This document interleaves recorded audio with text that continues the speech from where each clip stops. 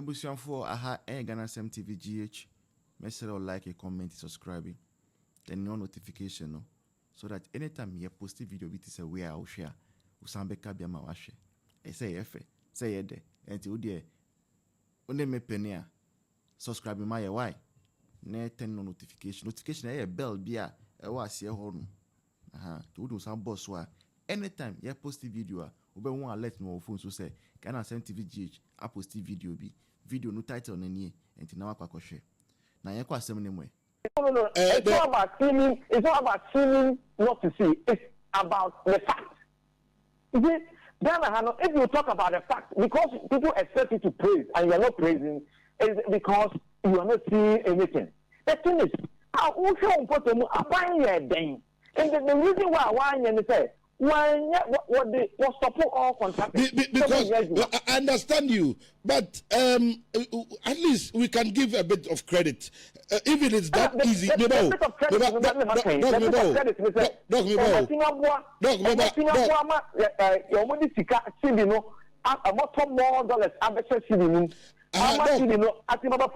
issue here is on that basis, your debt are your economic indicators will be better now. Now, international rating organizations, so class will see better. This is a staging post. 2026 going. International, and the above system. They have to do this. They have to do this. Yes, sir. Ghana, yes, sir. And yesterday, about the Abamo or Pesicari development, every year you call election, my way. And it's last year, maybe that's what you know. Now, never talk on that economic indicators, sir. And also, a good one. Sir, or risk level, and of course, we walk about the Union. As all young boys, this is what they did. And only the Americans, they have done it. But they are not the best because, they say, if essay was the better from what, a better when you are increasing your production.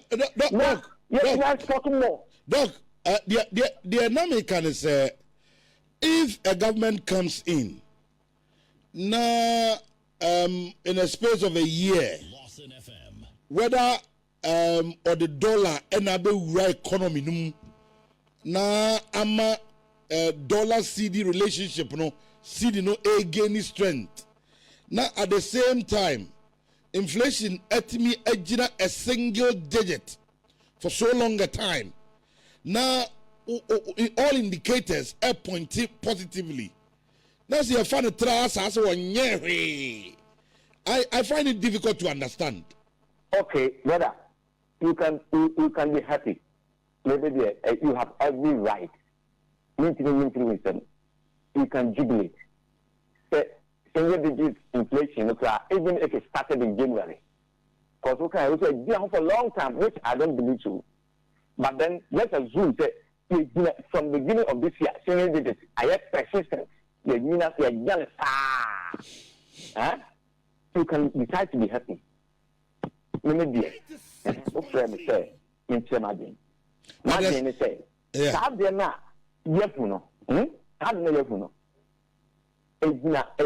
hanging on a trend. Anything because the basis so artificial. And let me say, you need to do some other things better. No, about we buy, 1 year, I don't know. So to be able to come out with those figures, which you say, forcing be into something. No, is that artificial and last long. And last, and I mean, make sense. And no, the ground is to be this easy to fall out easily, especially internationally. We see and fuel prices American from projections to say even for the whole year average, $60. We have chosen the easy path out.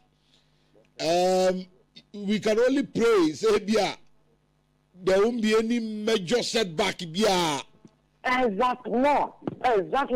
We can only pray, except in that statement, don't quite say, and that make and she said, oh, what you say, and I said, you will be able to say, oh, main positive because abano carpet so economic indicators are good. Fine. Anybody can create accounting. A creative accounting is so easy. Any company is global. Company will for directors will continue within just 1 year. No about the report so fine report. Profit improving these indicators. Come on. One revenue is from more. They know how to develop figures. We shouldn't jubilate too early. Knowing the budget we actually say, at the end of 2025 or 1 year, they have decided to now begin to do a borrowing. And the borrowing is also a problem. Okay. Okay, look, I don't know, sir, whether you still have some time to spare with us this morning because I've just been joined by a Krofrom Member of Parliament. Minister, you still have some time? Oh, yeah. You're up to mention myself. Any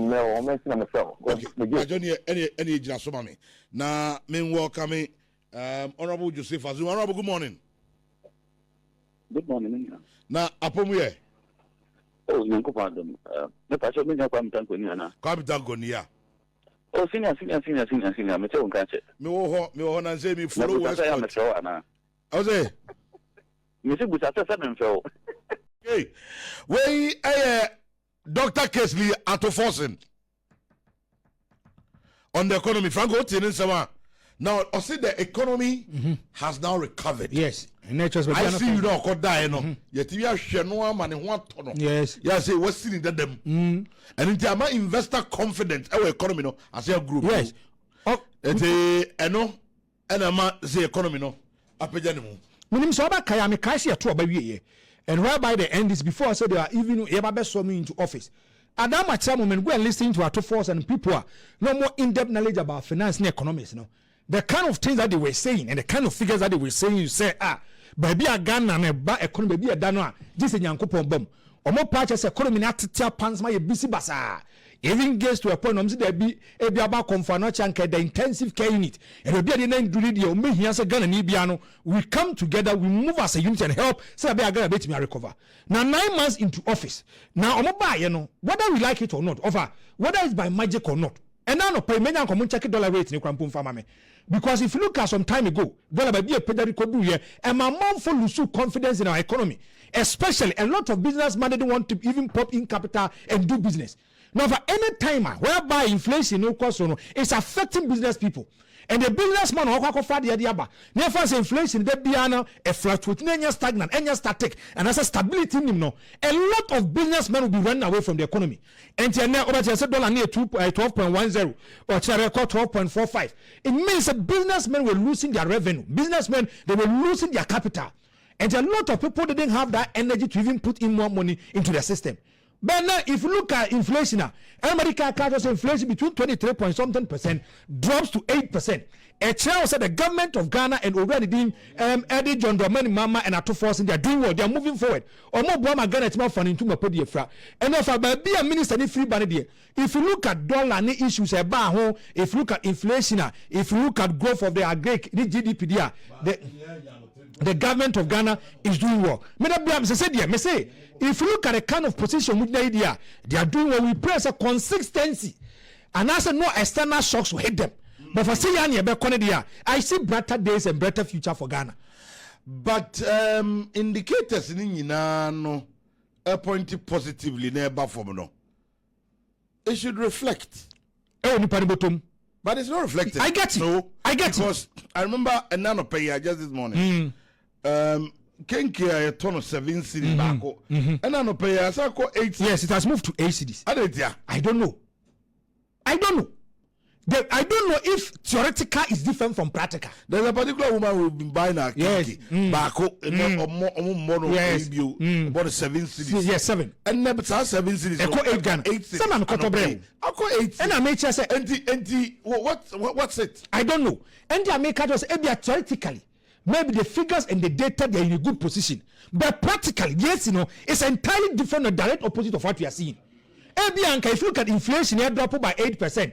Now, if you look at say GDP economy, if you look at say all the micro economic indicators, no, it is helping. It is moving to a positive area. No, now case it will reflect on the bottom. The person have to feel so there be no money a positive way for Ghana. But Nippon no who's no practical is affecting Ghanaians.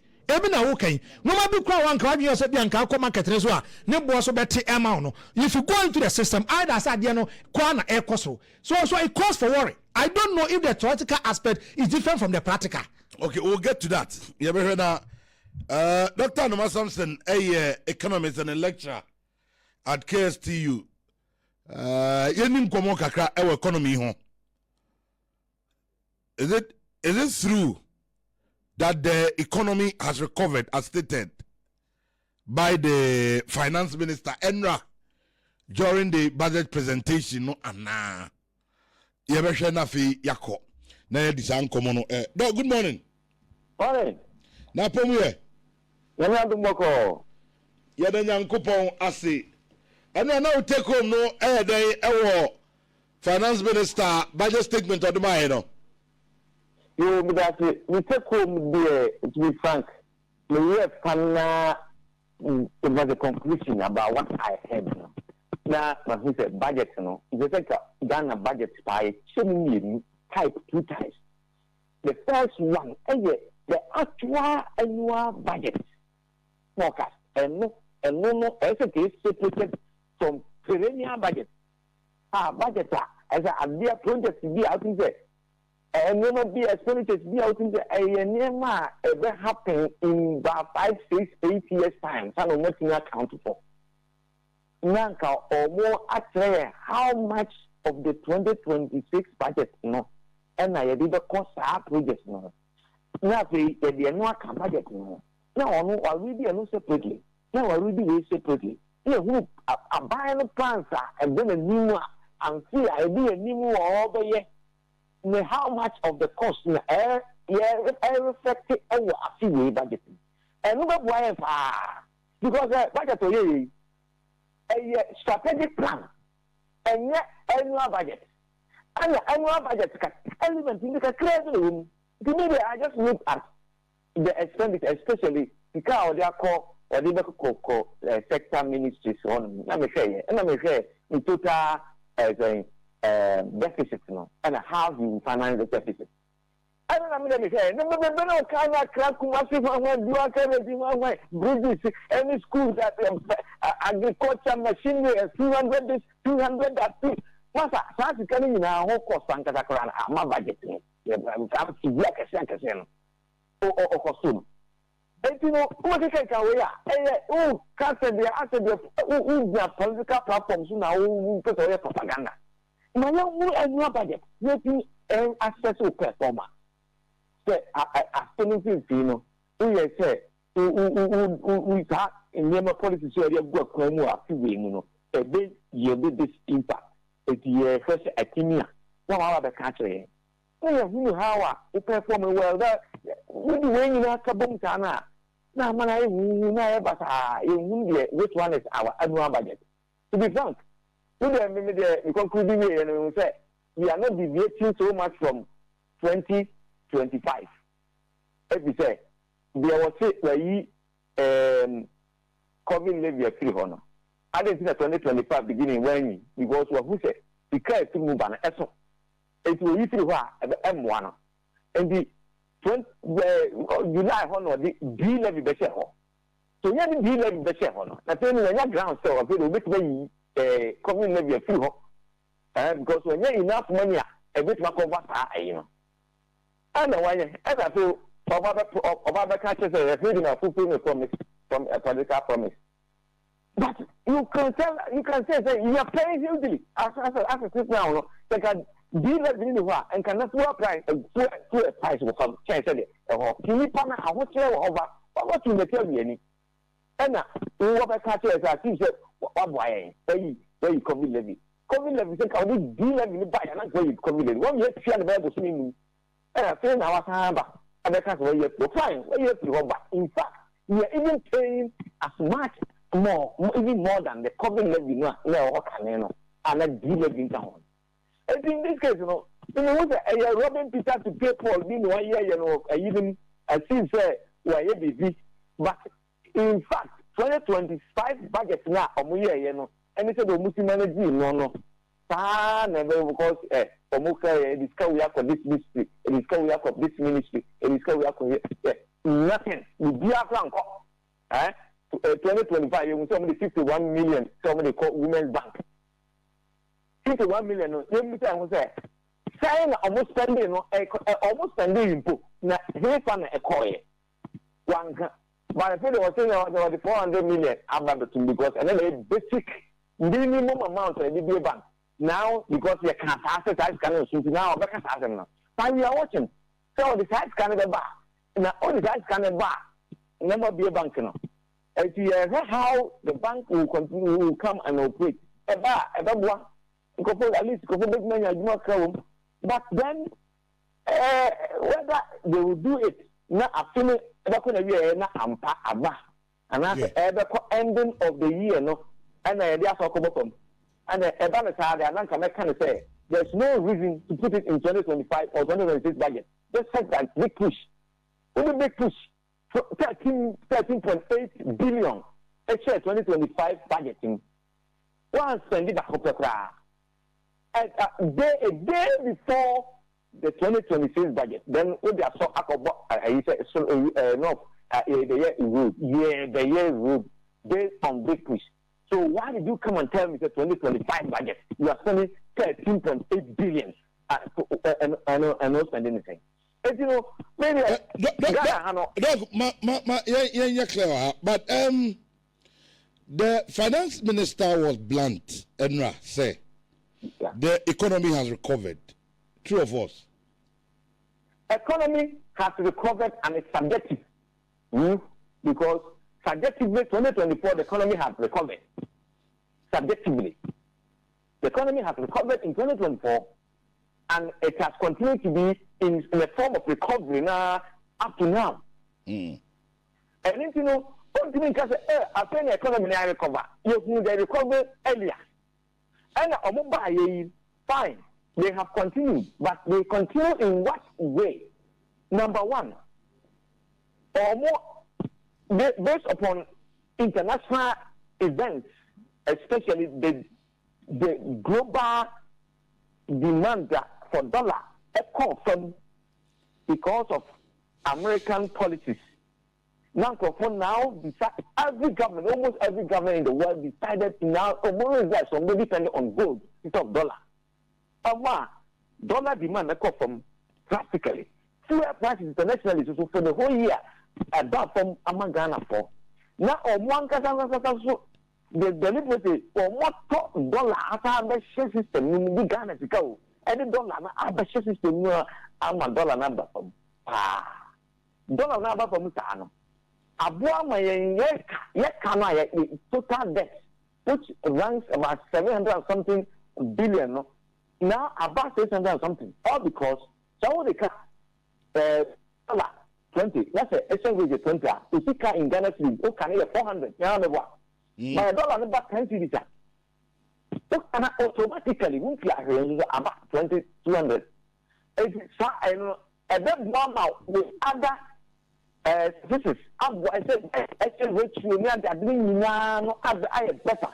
And all these things, no, I have better. But when you say artificial, and had incorrect papa, so temporary.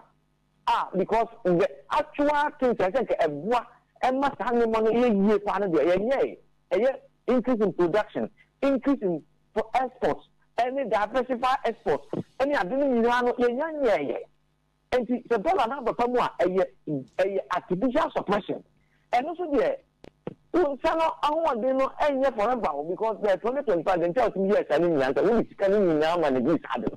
And that what catches the 2026, what is the kind of capital expenditure? With the construction goes near that they will discover.